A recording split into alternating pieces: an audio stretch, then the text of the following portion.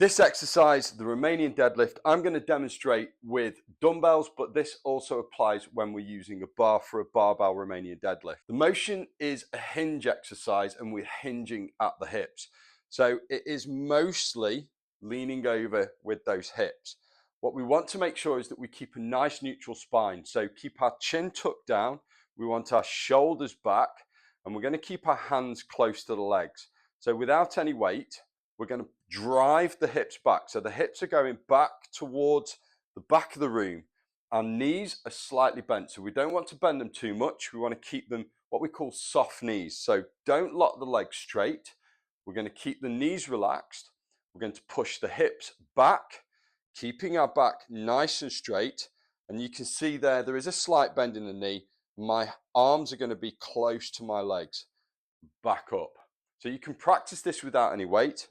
Put your hands on your legs like so, roll them down the legs just past the knees and only go as far as your hamstrings allow.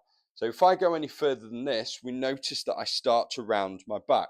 So I want to keep my back straight. I want to keep my shoulders back, almost trying to arch your back slightly.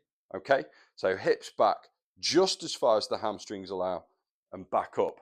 Now, if we use the weights for that, we're going to keep the weight close to the legs. So you notice that they are not directly in front of me, but just towards the side. We're going to run those weights just down the leg, past the knee, back up. Now at the top, try to avoid pushing the hips through and arching the back. So when we go down, hips back, we bring the hips through and we just squeeze. We're just trying to tuck the tailbone, tuck our hip bone under, and then we relax it, push it back, up, tuck it under. All the while, I want you to think about keeping that chin tucked down, keeping those shoulders back. So don't look up the wall in front of you, okay? You'll start to feel it in your lower back if you're looking in front of you, particularly if you've got a mirror in front of you and you're looking at the mirror. So keep your chin down.